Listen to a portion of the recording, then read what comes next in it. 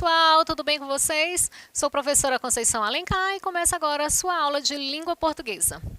Na aula de hoje vamos ver um pouco sobre a estrutura das fábulas, ver um pouco sobre o gênero narrativo, os elementos da narrativa, analisar algumas fábulas e, por fim, como escrever uma fábula. Então vamos começar aqui falando um pouco sobre o gênero narrativo. Texto narrativo é um tipo de texto que esboça as ações de personagens num determinado tempo e espaço. Geralmente ele é escrito em prosa e nele são narrados, contados alguns fatos e acontecimentos. Alguns exemplos de textos narrativos são romance, novela, crônica e fábulas. Então, turma, muito cuidado com, logo nesse início, para vocês não confundirem gênero textual com tipos textuais. O que são gêneros textuais? Gêneros textuais são tudo que faz parte do nosso repertório sociocomunicativo. Tudo que está ali no nosso dia a dia. As crônicas, os contos, e-mail, fábulas, memes, outdoor, toda essa linguagem que faz parte do nosso dia a dia. E o que são os tipos textuais? São categorias fixas, são categorias já que possuem características estabelecidas, padronizadas. Quais são eles? Nós temos a dissertação, a narração, a descrição e a injunção, tá certo? Então, cuidado aí para não confundir os gêneros narrativos com os tipos de texto. Então, nesse caso aqui, nós vamos ver sobre o gênero narrativo. Qual é a estrutura da narrativa? Todo gênero narrativo ele apresenta essa estrutura, né? Assim como os contos, as novelas, eles apresentam essa estrutura. Apresentação, desenvolvimento, clímax e desfecho. Apresentação, também chamada de introdução. Nessa parte inicial, o autor do texto apresenta os personagens, o local e o tempo em que se desenvolverá a trama. Desenvolvimento. Aqui, grande parte da história é desenvolvida com foco nas ações dos personagens. Clímax, parte do desenvolvimento da história. O clímax designa o momento mais emocionante da narrativa. E o desfecho, também chamado de conclusão, ele é determinado pela parte final da narrativa, onde, a partir dos acontecimentos, os conflitos vão sendo desenvolvidos. Então, muita atenção que as narrativas elas apresentam essa estrutura. Primeiro apresenta-se o tema, depois vem o desenvolvimento, que vai levar grande parte da história, vem o clímax. O que é o clímax? Aquela parte mais emocionante, quando nós estamos assistindo um filme, ou lendo um livro, ou vendo uma novela. A gente fica ali naquela expectativa, fica preso ali naquela parte que é a parte mais emocionante da história, não é mesmo? Então essa parte nós chamamos de clímax. E aí, por fim, nós temos o desfecho, que é o final da história, certo? Outros elementos da narrativa. O narrador é aquele que narra a história. Quais são os tipos de narrador? Os tipos de narrador, também chamados de foco narrativo, representam a voz textual da narração. Eles são classificados em narrador personagem, narrador observador e narrador onisciente. Narrador personagem. A história é narrada em primeira pessoa, onde o narrador é um personagem e também participa das ações. Narrador observador, narrado em terceira pessoa. Esse tipo de narrador conhece os fatos, porém ele não participa da ação. Narrador onisciente. Este narrador conhece todos os personagens e a trama. Nesse caso, a história é narrada em terceira pessoa. No entanto, quando apresenta fluxo de pensamentos dos personagens, ela é narrada em primeira pessoa. Então, muita atenção aí aos tipos de narrador. Certo? O narrador personagem, aquele que participa. O narrador observador, ele só observa e ele vai contando a história em terceira pessoa. E o narrador onisciente, ele já sabe tudo que vai acontecer na história e ele vai vai intercalando. Ora ele narra em terceira pessoa, ora ele narra em primeira pessoa. O tempo determina o período em que as ações são desencadeadas. Pode ser entendido de três formas: cronológico, psicológico ou flashback. Cronológico. Os fatos seguem uma linearidade. Os tempos de duração entre o começo e o final é relacionado com horas, dias, meses, anos. Psicológico. Baseiam-se na imaginação ou na memória do narrador ou personagem, descrevendo os sentimentos vivenciados em certos momentos. Flashback funciona como se fosse uma volta no tempo, o que possibilita a retomada de lembranças. Então, na narrativa, o tempo ele é bem marcado. Esse tempo pode ser cronológico, aquele tempo que nós contamos mesmo através dos dias, meses, anos, psicológico através das lembranças, e ainda nesse psicológico acontecem os flashbacks, né? Quando a gente está assistindo um filme, que aí de repente a personagem volta lá para quando era criança, volta quando era adolescente, e vai fazendo toda essa retomada. O espaço. O espaço da narrativa é o local onde ela se desenvolve. Ele pode ser físico ou mesmo psicológico. No primeiro caso, o local onde se passa a história é indicado, seja uma fazenda, uma cidade, uma praia, são classificados em espaços fechados, casa, quarto, hospital, ou espaços abertos, ruas, vilas, cidades. Já o espaço psicológico é o ambiente interior de um personagem, ou seja, não há um espaço físico que seja revelado. Portanto, nesse caso, a história é narrada num fluxo de pensamento e de sentimento. Então, na narrativa, vocês vão encontrar também esse elemento, que é qual? O espaço. Nós já vimos o narrador, vimos o tempo e agora também o espaço, que assim como o tempo, o espaço pode ser um espaço físico e também pode ser um espaço psicológico, ali mais na questão das lembranças, né? Ele traz essa questão do ambiente interior, mais relacionado à interioridade do próprio personagem. O enredo é a sequência de fatos que acontecem na história, as situações vividas pelos personagens, as ações que elas sofrem ou fazem.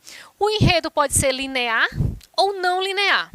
Linear, quando o tempo, o espaço e os personagens são apresentados de maneira lógica e as ações desenvolvem-se cronologicamente. Assim, observa-se o começo, o meio e o fim da narrativa. Não linear, não segue uma sequência cronológica, desenvolve-se descontinuamente, com saltos, antecipações, retrospectivas, cortes e com rupturas do tempo e do espaço, em que se desenvolvem as ações. O tempo cronológico mistura-se ao psicológico, da duração das vivências dos personagens. O espaço exterior se mistura aos espaços interiores, memória e imaginação dos personagens. O que vocês acham que é mais fácil? O enredo linear ou o enredo não linear? Quando nós estamos assistindo um filme, quando nós estamos lendo um livro, qual vocês acham que, para a compreensão, é mais fácil, mais rápido? Seria o quê? O enredo linear ou não linear? Certamente o enredo linear ele é mais fácil. Por quê? Porque ele segue aquela ordem, início, meio e fim. Quando o enredo é não linear, você tem que estar muito atento. Por quê? Porque vão acontecer rupturas. Ora você está no presente, ora está no passado. Quando pensa que não, já está no futuro. Então você tem que estar muito atento, porque se você perde um pedacinho, você já não tem mais uma compreensão total daquilo que você estava lendo ou daquilo que você estava vendo. Embora os enredos não lineares eles sejam bem interessantes, né? Eles acabam prendendo um pouco mais a atenção ali do leitor, daquele que está assistindo, porque já deixa a gente querendo descobrir o que vai acontecer e tentando conectar essas ideias. Tipos de discurso. Discurso direto, indireto e indireto livre. No discurso direto, a própria personagem fala. No indireto, o narrador interfere na fala da personagem. Em outras palavras, é narrado em terceira pessoa, uma vez que não aparece a fala da personagem. Discurso indireto livre. No discurso indireto livre, há intenções do narrador e da fala dos personagens. Nesse caso, funde-se, mistura-se o discurso direto com o indireto. Então, muita atenção nessa questão aqui do discurso. Quando o discurso é direto, nós temos o quê? A própria personagem falando. Ele mesmo ali se expressando em primeira pessoa. Pode ser primeira pessoa do singular ou primeira pessoa do plural. Quando o discurso é indireto, a gente vai ter o quê? A gente vai ter a intervenção do narrador. Ele disse, ele falou, e aí vai ter a transcrição daquela fala do personagem. E no discurso indireto livre, nós teremos os dois, né? Eles vão se fundir, tendo aí tanto o discurso direto quanto o discurso indireto. Vamos então começar aqui analisando algumas fábulas. Quem já viu as aulas anteriores, nós já analisamos algumas, nós vimos algumas características das fábulas, que são o quê? Animais que comportam-se como seres humanos, né? Dentro das figuras, quais são as principais figuras de linguagem que nós vamos encontrar dentro das fábulas? Nós vamos encontrar a metáfora, que é aquela comparação que ela não fica ali bem evidenciada, é uma comparação que fica subentendida. Nós vamos encontrar a personificação. O que é a personificação? Quando nós damos características de seres vivos a seres não vivos. Nós vamos encontrar a ironia, muitas são marcadas pela ironia. Vamos encontrar a analogia, que é a comparação, quando ela tem mais de uma interpretação. Então, todas essas figuras de linguagem vocês encontrarão aqui nas fábulas, principalmente a metáfora e a personificação. Então, vamos começar aqui com a fábula O Leão, o Urso e a Raposa. O leão e o urso, tendo encontrado um filhote de veado, puseram-se a disputá-lo. Enfrentaram-se de modo terrível, até que, finalmente, tomados de vertigem, jaziam semi-mortos. Uma raposa que passasse, como os visse abatidos e o filhote no meio, pegou e foi-se embora, passando entre os dois. E eles, não conseguindo levantar-se, diziam: infelizes somos nós, já que foi para uma raposa que nos desgastamos. Moral: a fábula mostra que com razões sofrem aqueles que veem qualquer um se aproveitar dos frutos do seu próprio trabalho. Então o leão e o urso ficaram ali disputando, se desgastaram, a raposa passou, achou a presa ali facilmente e ela ganhou aí o trabalho dos dois, ela que levou a recompensa, né? Talvez se eles tivessem trabalhado em equipe, o resultado teria sido melhor. Mas ficaram os dois se desgastando e um terceiro se aproveitou da situação. Então, como eu falei para vocês, os textos eles possuem uma intencionalidade. Qual é a principal intenção da fábula? Passar um ensinamento, passar uma moral. Então, qual é a moral? Sempre no final da fábula tem esse ensinamento.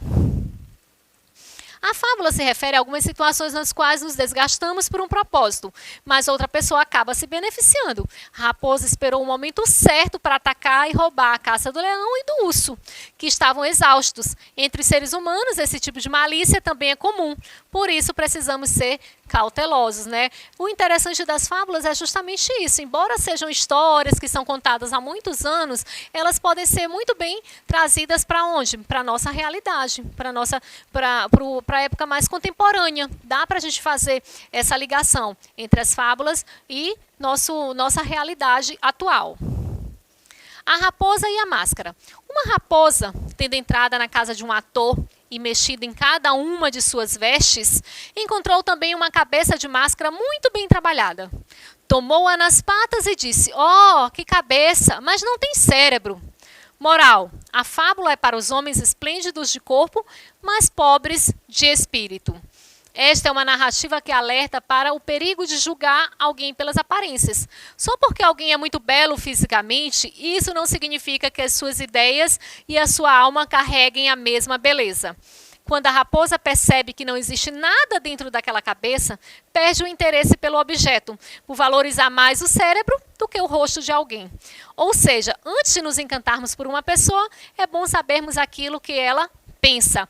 Mais uma vez, uma fábula, essa é uma das fábulas mais antigas, tá? Mas ela não deixa de ser atual. Por quê? Porque quantas vezes nós nos encantamos por alguém apenas por sua beleza física? E aí, quando a gente começa a conhecer, quando a gente vai analisando as atitudes, quando nós vamos tendo mais contato, a gente vê que ela não é realmente tudo aquilo que a gente esperava ou que a gente imaginava, né? Então, muito cuidado aí com essa questão de levar em conta apenas as aparências. Trouxe aqui para vocês uma crítica que é baseada em uma fábula, para vocês poderem perceber o quanto as fábulas são atuais. Por quê? Porque as fábulas eram usadas justamente para isso, para criticar. Naquela época, as críticas não podiam ser feitas de forma aberta. Então, elas utilizavam de histórias, de metáforas, para poder fazer críticas à sociedade da época. A raposa cuidando do galinheiro.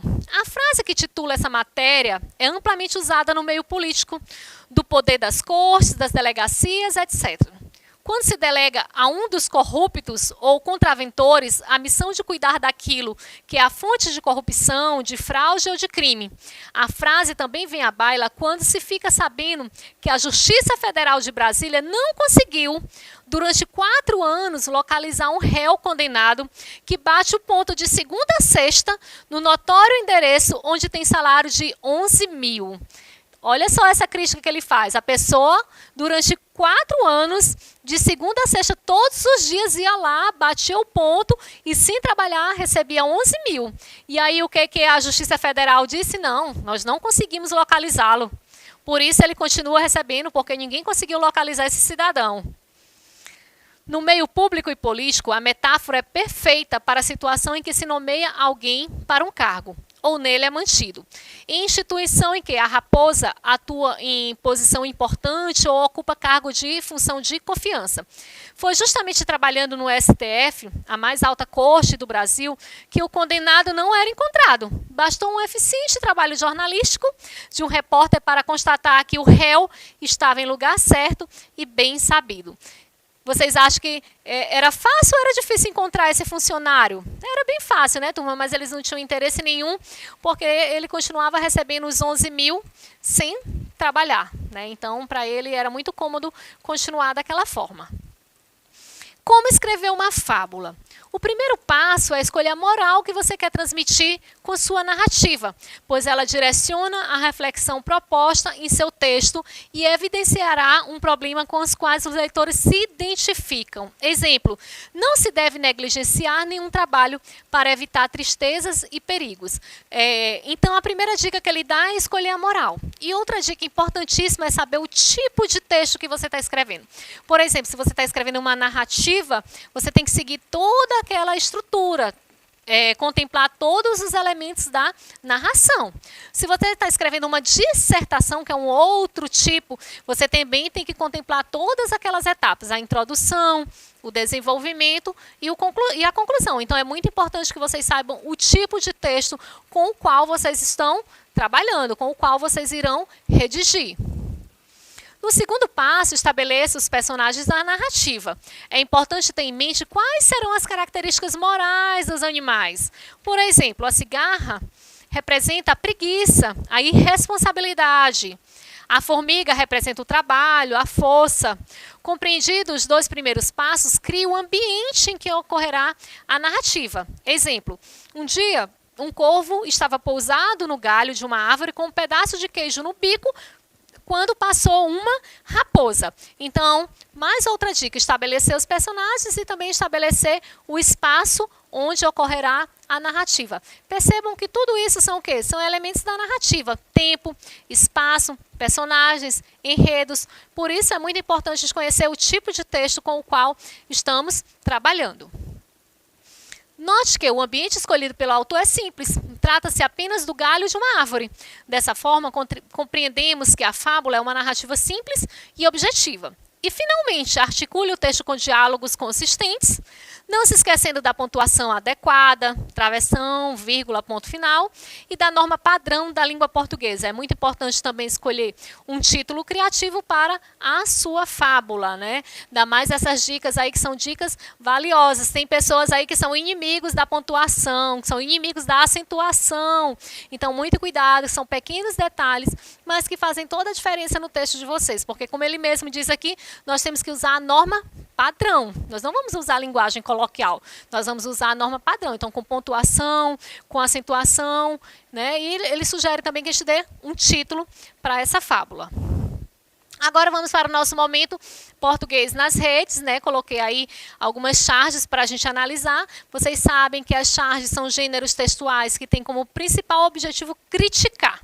Então, às vezes, nem precisa ter muitos recursos verbais para a gente entender a crítica. Olha só essa crítica aqui, ó.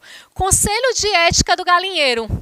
Quem que faz parte desse conselho de ética? Apenas as raposas. Ou seja, raposa negociando com galinha não vai dar muito certo, né? Como que o conselho de ética é todo composto por raposas?